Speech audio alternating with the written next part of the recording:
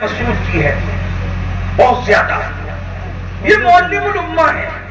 یہاں تک فاروق اعظم نے کہا کہ اگر ابن مسعود موجود ہے پھر میں کسی کو فتویٰ دینے کی اجازت نہیں دیتا اس محفل میں. یہ علم کسی نے عبداللہ ابن مسعود سے پوچھا، ابن مسعود تو پوری امت کا معلم بن گیا، اتنا علم تجھے آیا کہاں سے؟ تو عبداللہ ابن مسعود کہتے ہیں جب رسول اللہ ظاہری حیات میں تھے میں ان کے پیچھے پیچھے پھرتا تھا، ان کے پیچھے پیچھے جاتا تھا، اور حضور جب کسی کام سے اپنے نالین اتار کر اندر جاتے تھے تو میں دونوں نالین کو اٹھا لیتا تھا اور اٹھا کر کے اپنی آستین میں رکھ کر کے اپنے سینے سے لگا کر جتنی دیر تک حضور کام میں رہتے تھے نبی کی نالین سینے سے لگا کے بیٹھا رہتا تھا. حضور کی جوتیاں سینے سے لگانے کی برکت ہے کہ اللہ نے مجھے اتنا بڑا عالم بنا دیا. جس کی جوتیاں سینے پہ رکھ دی جائے تو ابن مسعود امت کے معلم ہو جائے. جس کی جوتیوں سے لوگ عالم بنتے ہیں اس رسول کے سینہ علم کا عالم کیا ہوگا. لیکن اب لوگ کیا کہہ رہے ہیں کہ حسن والے بے مروت، علم والے تکبر، دولت والے گھمنڈی. لیکن یہاں تو حسن بھی ہے، علم بھی ہے، دولت بھی ہے، لیکن اب دل میں محبت کتنی ہے؟ اللہ کے رسول سے پوری کائنات محبت کرتی ہے. جانور بھی حضور سے محبت کرتے ہیں، جانور بھی حضور سے پیار کرتے ہیں، لیکن ساری قوم مل کر حضور سے جتنی محبت کرتی ہے اکیلے حضور ان سب سے زیادہ ان سے محبت کرتے ہیں. سبحان اللہ. اور ہر مذہب کا قائد، ہر مذہب کا قائد، سنیے اب توجہ سے عنوان آتا ہے، ہر مذہب کا قائد صرف اپنے ماننے والوں سے محبت کرتا ہے، لیکن اللہ کے رسول کی یہ شان ہے حضور علیہ السلام نے صرف اپنے ماننے والوں سے محبت نہیں کی، جو حضور کو نہیں مانتے ہیں اللہ کے رسول علیہ السلام نے ان سے بھی محبت فرمائی، ان کے ساتھ بھی اخلاق سے پیش آئے ان کا، کیونکہ اللہ کے رسول علیہ السلام کو اللہ نے رحمت المومنین نہیں بنایا، رحمت للمومنین نہیں بنایا، بلکہ رحمت للعالمین بنایا. اور عالمین میں سب آتے ہیں، اللہ کے سوا جو کچھ ہے وہ سب عالمین میں ہے. اب آئیے ذرا رحمت عالم کا انداز دیکھیں. میں بہت دیر گفتگو نہیں کروں گا اس لیے کہ بہت محفل پہلے ہی تاخیر سے شروع ہوئی، آپ کو امتحان میں نہیں رکھوں گا، لیکن آپ بہت اچھے سے سن رہے ہیں تو میرا دل چاہتا ہے کہ میں گفتگو کو آگے بڑھاؤں. ذرا غور فرمائیں حضور علیہ السلام نے کس کس سے محبت کی، کس کس سے پیار کیا، کس طریقے سے انداز سے حضور نے زندگی گزاری. اللہ اکبر. آج تو ہم لوگ نفرتوں کی بولی بولتے ہیں، جب زبان کھولتے ہیں آگ اگلتے ہیں. نفرت اور نفرتوں کا ماحول ہے. اس قدر مسلمان نفرتوں کے عادی ہو گئے ہیں کہ اپنے سگے بھائی کے ساتھ بھی نفرت کی بولی، اپنی بیوی کے ساتھ بھی نفرت کی بولی. میرے آقا علیہ السلام کے دیوانوں، رحمت عالم کی محفل میں آنے والوں، ذرا کسی سے محبت کرنے کا طریقہ سیکھ لو، ذرا کسی سے محبت کرنے کا سلیقہ سیکھ لو. ہمارے نبی کتنے پیار کرنے والے تھے اور ہم نفرتیں کرنے والے. اللہ اکبر. اس قدر مسلمانوں کا کردار جو ہے وہ گرتا جا رہا ہے کہ 3 بچوں کی پیدائش کے بعد اگر بیوی نے چھوٹی سی غلطی کر دی تو اس کو طلاق دے دیا جاتا ہے، اس کو گھر سے نکال دیا جاتا ہے. اور لوگ سمجھتے ہیں یہ کیا جرم ہے. میں نے کہا یاد رکھنا کسی چڑیا پر بھی ظلم کیا جائے تو اللہ کے رسول فرماتے ہیں جس نے کسی چڑیا پہ ظلم کیا اللہ اس کی پہاڑ جیسی نیکیوں کو برباد کر دے گا قیامت کے دن، اور اس کو منہ کے بل گھسیٹتے ہوئے جہنم میں ڈال دیا جائے گا. جب چڑیا پہ ظلم کرنے والوں کی نیکیاں پہاڑوں جیسی ضائع کر دی جائے گی اور اس کو جہنم میں ڈالا جائے گا. جو بیوی پہ ظلم کرتے ہیں، جو منگیتروں کے ساتھ بائک پہ گھوم کے گلشردے اڑا کر پھر منگنی توڑ دیتے ہیں، ہمیشہ کے لیے اس کی آبرو کا خاتمہ کر دیتے ہیں، ذرا بتائیں تو صحیح ان کا انجام کیا ہوگا. آج کے اپنے رسول کی شان رحمت سنیے، کس طرح حضور کو پیار تھا. وہ انسانوں سے بہت پیار کرتے تھے. اللہ اکبر. اللہ کے رسول صلی اللہ علیہ وآلہ وسلم کی زندگی کا انداز دیکھیں. اللہ. ایک مرتبہ کا واقعہ ہے کہ اللہ کے سچے رسول صادق و مصدوق مصطفیٰ کریم صلی اللہ علیہ وآلہ وسلم جلدی جلدی سب کاموں سے فارغ ہو. کبھی ایسا ہوتا ہے کہ انسان دیر تک کوئی کام کرنے کا عادی ہوتا ہے لیکن کسی دن کام جلدی نپٹ جاتا ہے تو آدمی پلان بناتا ہے کہ آج کام جلدی نپٹے گا تو میں یہ کروں گا. جیسے آج میرے ساتھ خود ہوا, جب مجھے جلسے والے 9 بجے جلسے میں لے کر کے آئے تو میں اندر ہی اندر خوش ہو رہا تھا کہ مہینوں ہو گئے میں رات کو سویا نہیں. یہ میں کوئی بتانے کے لیے نہیں کہ دن کو سویا رات کو نہیں سویا. میں سوچا جلسہ 11 بجے ختم ہو جائے گا, 12 بجے تک سو جاؤں گا تو 4 گھنٹے نیند ملے گی. آدمی پلان کرتا ہے, ہاں کہ انسان اپنا پلان کرتا ہے, قدرت کے اپنے منصوبے ہیں. بہرحال اللہ کے رسول علیہ السلام کے کام جلدی نپٹ گئے, منصوبہ. ہمارے کام جلدی نپٹ جاتے ہیں, ہم سونے کا پلان کرتے ہیں.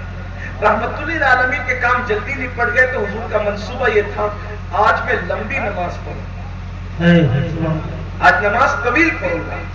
اب دیکھیں نماز افضل العبادات ہے, دھیان سے سننا, بات آگے بڑھ رہی ہے. اور حضور کی رحمت للعالمین کچھ سیکھیے جوانوں, صرف جلسہ سن کر کے لوٹنا کمال نہیں ہے, کچھ سیکھنا. اللہ کے رسول صلی اللہ علیہ وسلم کی چاہت ہے آج میں لمبی نماز پڑھتا ہوں. میں سوچتا ہوں یا اللہ جانے نماز جب خود نماز پڑھتے ہوں گے تو اس وقت عبادتوں کی بنائے رحمت الہی کیسے لیتی ہو. حضور کا انداز ہے آج میں لمبی, اور حضور آئے سب سے فارغ ہو کر مسجد نبوی میں حضور کھڑے ہو گئے اور لمبی نماز کی نیت سے حضور نے دل میں ارادہ کر کے نماز شروع کی. صاحب قرآن قرآن پڑھ رہے ہیں, جانے عبادت عبادت میں ہے. ایسے میں دور سے ایک مدھم سی آواز مسجد نبوی کے سناٹے کو چیرتے ہوئے آتی. مسجد نبوی میں سناٹا تھا, کوئی نہیں تھا. مسجد نبوی میں صرف حضور تنہا تھے, اس لیے کہ حضور کا گھر مسجد سے لگا ہوا تھا, اب بھی لگا ہوا ہے. حضور اکرم صلی اللہ علیہ وسلم سناٹا ہے, مدینہ منورہ کی فضا خاموش ہے, اور اچانک وہ سناٹے کو ایک آواز چیرتی ہوئی مسجد نبوی میں آتی ہے اور حضور علیہ السلام کے ان کانوں سے ٹکراتی ہے جس کان کے بارے میں میرے امام کہتے ہیں دور و نزدیک کے سننے والے وہ کان, کان لالے کرامت پہ لاکھوں سلام. جیسے وہ آواز ٹکرائی وہ رونے کی آواز تھی, اور وہ کون رو رہا تھا, کسی کا بچہ رو رہا تھا. یہ کسی کون تھا, وہ مسلمان تھا, یہودی تھا, نصرانی تھا, مجوسی تھا, کیونکہ مدینہ منورہ میں مخلوط فیملیاں رہتی تھی, ہر مذہب کے لوگ رہتے تھے, ہر مذہب کے ماننے والے لوگ رہتے تھے. مکہ المکرمہ میں جو ہے وہ زیادہ تر تعداد مشرکین کی تھی, لیکن رسول اللہ سے ان کے قبیلوں کی رشتہ داریاں تھی. یہاں کوئی رشتہ داریاں نہیں تھی, یہاں الگ الگ قبیلوں کے لوگ تھے, الگ الگ مذہب کے لوگ تھے. بس اتنا تھا کہ اللہ کے رسول کے کان میں ایک ننھے سے بچے کی رونے کی آواز آئی ہے. اگر مائیں اور بہنیں بھی سن رہی ہیں ان کی بھی توجہ, سیاسی لیڈروں کے کانوں تک آواز جا رہی ہے, ان بھائیوں کی بھی توجہ, مجمع میں بیٹھے ہوئے ہر فرد بشر کی توجہ. اللہ کے رسول تلاوت میں ہے, اللہ کے رسول عبادت میں ہے, اور ننھے سے بچے کی رونے کی آواز حضور کے کان میں آتی ہے. کسی کے رونے سے حضور بے چین ہو جاتے ہیں, رحمت عالم بے قرار ہو جاتے ہیں, اور بے قراری کے بعد جو لمبی نماز پڑھنے کا منصوبہ تھا اس کو تبدیل کر دیتے ہیں, اور طویل نماز کو رونے کی آواز سن کر حضور نے مختصر کر دیا. اور جب نماز مختصر کی جلدی سے سلام پھیرا, اور جہاں سے رونے کی آواز آ رہی تھی تیز قدم بڑھا کر اللہ کے رسول ادھر چل پڑے. آگے کی گفتگو کرنے سے پہلے اس مجمع سے جو واقعی صرف سننے کے لیے آیا ہے, اگر یہ لوگ تماشا کرنے کے لیے آتے تو بارش کی وجہ سے بھاگ چکے ہوتے, رات ڈھلنے کی وجہ سے بھاگ چکے ہوتے, لیکن ان میں کوئی نہ گیا. مطلب یہ صرف سننے والا مجمع ہے, یہ صرف سیکھنے والا مجمع ہے, یہ نبی کی محبت میں آنے والا مجمع ہے. میں آگے بڑھانے سے پہلے کہنا چاہتا ہوں, اللہ کے بندوں مجھے بتاؤ, اللہ کے رسول نے کسی بچے کے رونے کی آواز سن کر طویل نماز کا ارادہ ترک کر دیا اور نماز کا سلام پھیر کر اس کی طرف تیزی سے بڑھے. کیا حضور کے اس طریق پر ہم ہیں؟ ہم کسی کے حضور کے گھر کا وہ بچہ نہیں تھا, وہ اللہ کے رسول کے گھر کا بچہ نہیں تھا, وہ یقیناً کوئی دور کا بچہ تھا, اور اللہ کے رسول نے اس بچے کے لیے نماز چھوڑ دی. نماز کو مکمل کر لیا، طویل نماز کو مختصر کر لیا۔ آج کسی کے بچے کے رونے پر ہم کیا نماز کو مختصر کریں گے؟ ہمارے ماں باپ روتے ہیں تب بھی ہمارے کانوں پہ جو نہیں رہتے۔ ہم رحمت عالم کا جلسہ رکھتے ہیں اور ماں باپ کو تڑپاتے ہیں۔ وہ رحمت عالم جو کتے بلیوں تک کا خیال کرتے تھے، آج ان کا کلمہ پڑھنے والے اپنے ماں باپ کو تڑپاتے ہیں، اپنے ماں باپ کو ترساتے ہیں، اپنے ماں باپ کی بددعائیں لیتے ہیں۔ بار بار جلسوں میں میں یہ بات کہتا ہوں، کسی کو برا بھی لگے تو مجھے معاف کریں، کہ اگر نعت خواں نعت پڑھ رہا ہو ہم اس پر پیسے لٹاتے ہیں، کوئی منع نہیں ہے، نعت خواں کو نذرانہ دینا سنت ہے، لیکن یہاں جو نذر دے رہے ہو اور ماں باپ کو دوا کھانے کا بل دینے کے لیے ڈانٹتے ہو، ہم تم پہ کتنا خرچ کریں؟ جتنا کمائے تمہیں پہ لٹا دے؟ بتائیے، اس کا مطلب جو دین اللہ کے رسول لے کر آئے تھے وہ دین آپ کے پاس نہیں ہے، اس دین سے ہم بہت دور ہو چکے ہیں۔ ماں باپ کو تڑپا رہے، ماں باپ کی بددعائیں لے رہے، ماں باپ کا علاج نہیں کر رہے، ماں باپ دوا کھانے میں ہیں اور ان کو چھوڑ چھوڑ کے ادھر ادھر بھاگ رہے، اور تمہارے رسول کو دیکھو، ایک ننھے سے بچے کے رونے کی آواز پر حضور علیہ السلام نے عبادت کو مختصر کر کے بتا دیا، نفل نماز کی وہ اہمیت نہیں ہے جو اللہ کے بندوں کی مدد کی ہے۔ اس لیے کہ خدا کو میری اور تمہاری عبادت کی کوئی احتیاج نہیں ہے، وہ محتاج نہیں ہے۔ اللہ نہ کرے معاذ اللہ اگر کوئی عبادت نہ کرے تو بھی وہ اللہ ہی ہے، اس کی ربوبیت میں کوئی فرق نہیں پڑتا، اور پوری کائنات کے سجدے میں گر جائے تو بھی اس کی ربوبیت میں کوئی فرق نہیں آتا، لیکن بندوں کو ہماری محتاجی ہے۔ درد دل کے واسطے پیدا کیا انسان کو، ورنہ عبادت کے لیے کچھ کم نہ تھے کرو بیان۔ آج ہم سب کر رہے ہیں، ایک دوسرے کا سہارا نہیں بن پا رہے، بڑی معذرت کے ساتھ 11ویں کی 11 دیکھ تو بن سکتی ہے، لیکن سگے بھائی کے گھر میں اگر فاقہ ہے تو ہم کبھی جا کے پوچھ نہیں سکتے کہ تو فاقے سے کیوں؟ چھٹی پر ہم دیگے تو لٹاتے ہیں، لیکن خود کی بھتیجی کی اگر رشتے نہیں آ رہے ہیں تو اس کی شادی، غریب بھتیجی کی شادی کے لیے کوئی فکر نہیں۔ میں یہ نہیں کہہ رہا ہوں کہ نیاز نہ کرو، میں کہہ رہا ہوں وہ نفل ہے، اس سے بڑی ضرورت تیرے گھر میں جو تیرے غریب بھائی اور بہن ہے اس کو، اس کی مدد کی زیادہ ضرورت ہے۔ غوث پاک کے نام پر اگر ان کی مدد کرے تو غوث پاک زیادہ خوش ہوں، مگر ہم لوگ کدھر جا رہے ہیں؟ گھر والوں کو ترسا کر، فرائض اور واجبات کو چھوڑ کر ہم نفل کے پیچھے لگے، اور یہ شیطان کے حربے میں سے ایک حربہ ہے کہ شیطان فرائض اور واجبات سے ہٹا کر انسان کو نفل میں الجھا دیتا ہے۔ نفل میں الجھ گئے، نفلوں میں الجھ گئے۔ بہت معذرت کے ساتھ کسی پیر کی برائی کرنے نہیں آیا، کیونکہ ہم پیر والے لوگ ہیں، پیر بھی ہمارے، بڑے پیر بھی ہمارے۔ پیر صاحب کو بلایا، دیسی گھی میں کھانا کھلایا، کبھی ایسا ہی کھانا اپنے ماں باپ کو بھی کھلایا؟ بتاؤ، آپ کے ماں باپ سے بڑا آپ کا کوئی مرشد نہیں ہے روئے زمین پر۔ کسی بھی مرشد کا ہاتھ پکڑو، کوئی کہاں تک پہنچائے گا مجھے نہیں معلوم، لیکن اگر ماں باپ کی دعا لگ گئی تو ماں باپ کی دعاؤں نے اچکے اور چوروں کو مقام ولایت پر پہنچا دیا۔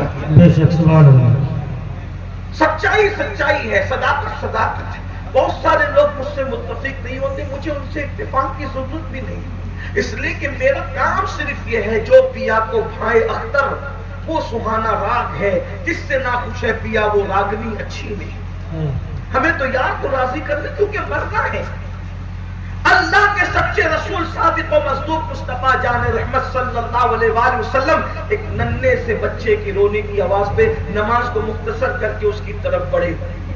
میں سوچتا ہوں کبھی کبھی، یا اللہ، یا رسول اللہ، آپ دشمنوں کے بچوں کے رونے پہ نماز مختصر کر کے ان کے گھر تک جاتے ہیں، جب فلسطین میں بچے روتے ہوں گے تو آپ کے دل پہ کیا گزرتی ہو؟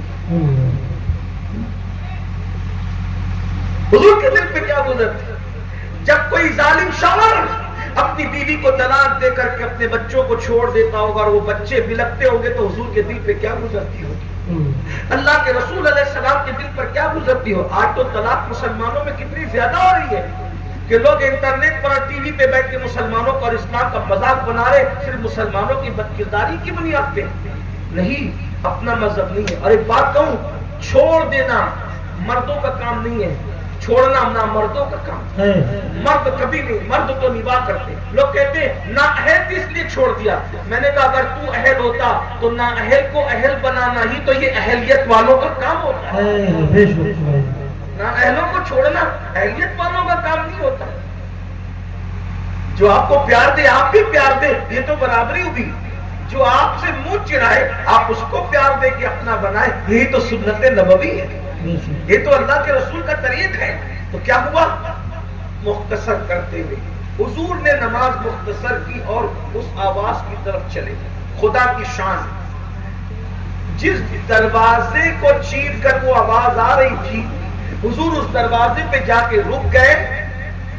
خدا کی شان کہ وہ دروازہ ایک یہودی کا دروازہ، اور یہودی دنیا کی سب سے بدترین قوم، انبیاء کی دشمنی میں پہلے نمبر پر کھڑے رہنے والی قوم کو یہودی کہتے ہیں. جس نے سب سے زیادہ نبیوں کا قتل کیا اسے یہودی کہتے ہیں. جنہوں نے سب سے زیادہ نبیوں کا مذاق اڑایا اسے یہودی کہتے ہیں. جنہوں نے سب سے زیادہ نبیوں سے بدزبانی کی انہیں یہودی کہتے ہیں. یہودی مطلب یہودی. اس قوم پر کبھی اعتبار نہ کرنا. یہ قوم اگر سونے کا لباس بھی پہن کر آئے تو اس پہ اعتبار نہ کرنا. لیکن آج تم یہودیوں کے اندر اتنے ڈوب چکے ہو کہ لباس یہودیوں کا، چہرہ یہودیوں کی طرح،